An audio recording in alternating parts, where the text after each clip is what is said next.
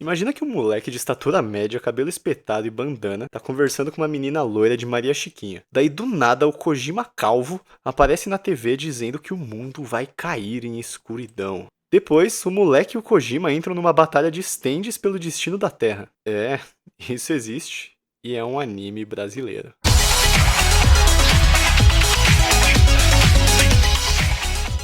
Bom, provavelmente quando você era criança, se você vivia no Brasil, na sua escola deve ter aparecido em algum momento uma editora tentando vender aquelas maletas com conteúdo infantil. Alguns eram de conteúdo licenciado e algumas eram só plágio de alguma coisa que estava fazendo muito sucesso na época. Bom, em 2007, Naruto estreava no SBT, né? E foi um sucesso do cacete. Todo mundo assistia, e eu particularmente era maluco por Naruto. E foi no ano seguinte, em 2008, que uma dessas editoras apareceu na minha escola.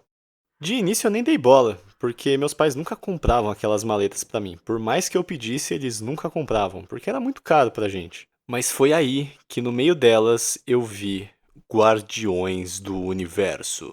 Meus olhos instantaneamente grudaram naquilo. Tinha uma aparência de anime, era parecido com Naruto, aquilo mexeu comigo. Eu tinha caído na armadilha dos marqueteiros da editora.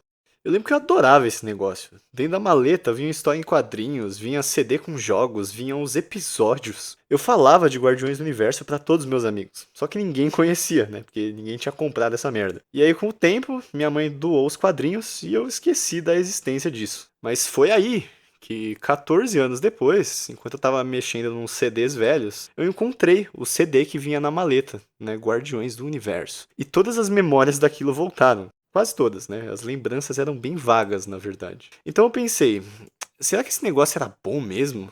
Né, o CD não funcionava mais. Tentei colocar no meu PlayStation, no PC e não rodava. Então eu tive que apelar para a internet. Pesquisei, mas não encontrei nada. Nada. Literalmente ninguém nunca falou disso na internet. Eu não achei scan dos quadrinhos, nem cópia do CD para baixar, nada.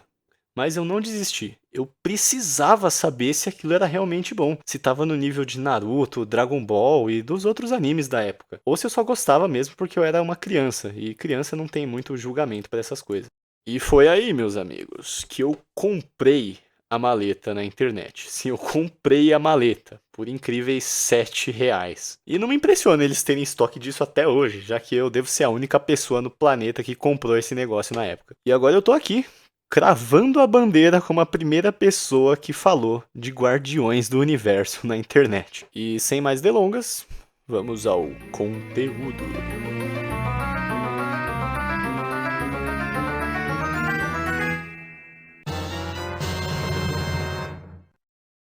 A maleta veio exatamente como eu lembrava. Dentro tinham 8 HQs, um CD e uma coisa que eu nem lembrava, uma cartela de tatuagens temáticas. Daí eu abri a primeira HQ animado, esperando um Battle Shonen intenso, cheio de porrada. Aí, amigos, veio a primeira decepção. As HQs não são bem HQs. Tem uma imagem em cada página e uma descrição do que está acontecendo. E cada uma tem tipo 8 páginas. Bom, mas mesmo assim eu li para ver se era bom ou não, né? Vai que. Então agora vamos para a parte principal, que é a história, né? Sobre o que é esse negócio. Bom, o nosso protagonista, o Miroshi. Parou. Pera aí.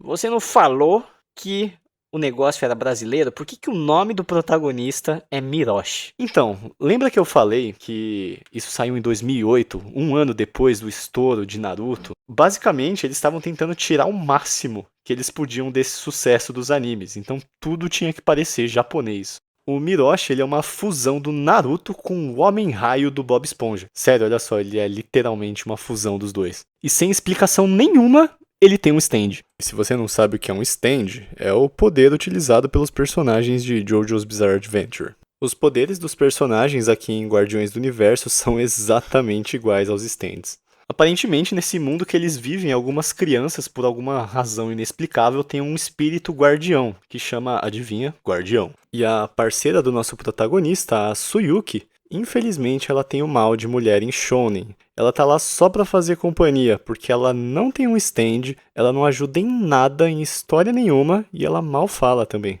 O stand do protagonista chama Hijaki, que por alguma razão parece com um hijack, que do inglês significa sequestro. Mas eu acho que não foi intencional, já que o público-alvo é infantil. E é o único stand que tem um nome na série inteira. Eles não se deram o trabalho de nomear os stands dos vilões. Talvez até por achar que ia ficar muito difícil para uma criança decorar o nome de todos os stands. Acho que mal sabiam eles que hoje em dia tem criança que já decorou o nome dos mais de 1000 Pokémons. Eles nunca explicam explicitamente os poderes do Hijaki, mas ele é praticamente um Superman. Todo capítulo segue a mesma estrutura. O Miroshi está casualmente andando na rua com a Tsuyuki, e do nada uma criança com um guardião aparece e começa a arregaçar tudo sem motivo nenhum. Daí rola uma luta de stands, o Miroshi vence e o vilão se arrepende na última página.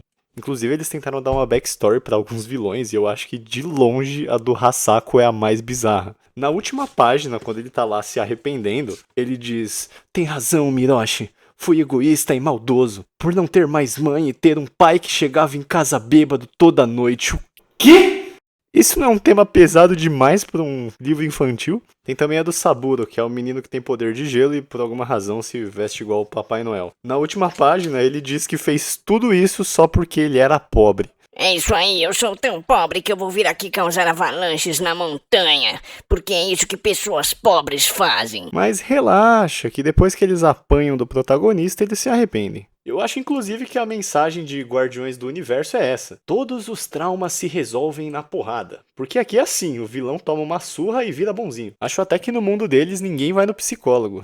Todas as consultas são no octógono de MMA. Bom, então lembram da descrição de um episódio que eu coloquei no começo? Pois é, eu vou soltar aqui esse episódio para vocês terem uma ideia de como é. Bom, eu já vou avisando que não é bem um episódio de anime, porque eles não tinham lá tanto orçamento assim. Parece mais um slideshow com as páginas dos quadrinhos, com uma narração por cima. O dia em que a Terra parou. É noite e Miroshi conversa com Tsuyuki sobre as estrelas cadentes e o movimento de rotação do planeta Terra. Essa é com certeza a melhor forma de puxar assunto com uma garota num passeio de noite. E aí, gata, você já ouviu falar dos movimentos de rotação e translação da Terra? Miroshi foi dormir e, ao acordar, percebe que o relógio marca 9 da manhã, mas ainda era noite. Ligando a TV, um locutor nervoso anunciava que a noite ainda não havia terminado. De repente, uma criança calva aparece na TV. Uma criança calva. Se apresentando como Gojima, o novo soberano de todos.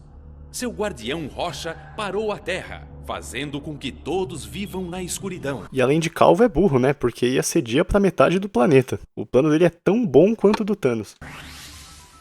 Miroshi decide apelar para o seu guardião, que voa até o ser de rocha na órbita da Terra. Miroshi e Tsuyuki aproveitam o vácuo criado e voam junto com Hijaki. Porque com certeza é assim que física funciona. Chegam e avistam um monstro, uma rocha luminosa, e Gojima, que diz que seu guardião tem o poder de abrir rachaduras nas cidades, causando destruição. Hijaki investiu com toda a sua força descomunal contra o ser maléfico, mas não adiantou muito. Então Miroshi teve a ideia de jogá-lo contra a rocha brilhante, pois de lá parecia vir todo o seu poder. O Miroshi realmente deve ter mais de 300 de QI, porque ele viu uma pedrinha luminosa voando lá no meio do espaço e ele deduziu imediatamente que era o ponto fraco do vilão. E Hijaki o fez. A colisão causou uma enorme destruição e um clarão gigantesco. De repente, a Terra voltou a girar.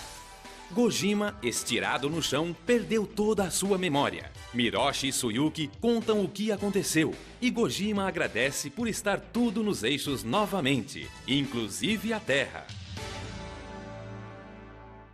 Eu acho que por mais cagado que seja, dá pra ver que quem bolou esses personagens e essas histórias tentou fazer algo bem parecido com um shounen mesmo. Por mais que seja uma cópia descarada de Naruto, eu acho que o baixo orçamento e principalmente a necessidade de deixar tudo educativo foi o que pesou mais na qualidade. Sabe, relendo assim, mesmo sendo ruim, eu achei que tem o seu charme. Então diz aí nos comentários o que você achou dessa versão tupiniquim de Naruto com Jojo e se você já conhecia Guardiões do Universo. Quem sabe se esse vídeo não ficar famoso, eles não decidem fazer um Guardiões do Universo Shippuden. Eu leria 100%.